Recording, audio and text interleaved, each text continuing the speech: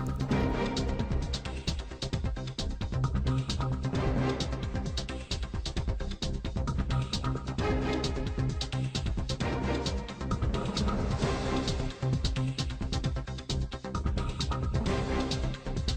ಕನ್ನಡ ಜಿಲ್ಲೆಯಲ್ಲಿ ಮಳೆಗೆ ಈವರೆಗೆ ಒಟ್ಟು 7 ಮಂದಿ ಸಾವನ್ನಪ್ಪಿದ್ದಾರೆ.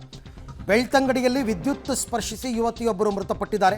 ರಸ್ತೆಯಲ್ಲಿ ನಿಂತಿದ್ದ ನೀರಿನಲ್ಲಿ ವಿದ್ಯುತ್ ಪ್ರವಹಿಸಿ ಅನಾಹುತ ಸಂಭವಿಸಿದೆ. ನಿನ್ನೆಯಿಂದ ಮಳೆಗೆ ಒಟ್ಟು 7 ಸಾವು, ಗೋಡೆ ಕುಸಿತ ಆಗಿತ್ತು, ಗುಡ್ಡ ಕುಸಿತ ಆಗಿತ್ತು, ಅದರಲ್ಲಿ ಸಾವಾಗಿತ್ತು, ನಿಮಗೆಲ್ಲ ಗೊತ್ತಿದೆ. ಈಗ ಇನ್ನೊಂದು ಯುವತಿಯೊಬ್ಬರು ಮೃತಪಟ್ಟಿರ್ತಕ್ಕಂಥ ಘಟನೆ ಕೂಡ ನಡೆದಿದೆ.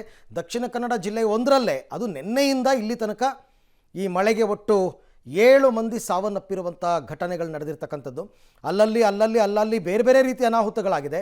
ಬಟ್ ಸಾವು ನೋವುಗಳು ಬೇರೆ ಜಿಲ್ಲೆಗಳಲ್ಲಿ ಕಡಿಮೆ ಕಂಪೇರ್ ಟು ದಕ್ಷಿಣ ಕನ್ನಡ. 7 ಸಾವಾಗಿದೆ. ಬೇರೆ ಬೇರೆ ರೀತಿಯಲ್ಲಿ, ಒಂದಲ್ಲ ಒಂದು ರೀತಿಯಲ್ಲಿ ಮಳೆಯಿಂದನೇ ಆಗಿರ್ತಕ್ಕಂಥ ಅನಾಹುತಗಳು. ಎಷ್ಟೋ ಕಡೆ ಮರ ಬಿದ್ದಿರುತ್ತೆ, ಮರದ ಜೊತೆಗೆ ವಿದ್ಯುತ್ ಕಂಬ ಬಿದ್ದಿರುತ್ತೆ, ವಿದ್ಯುತ್ ವೈರ್ ಕೆಳಗಡೆ ಬಿದ್ದಿರುತ್ತೆ.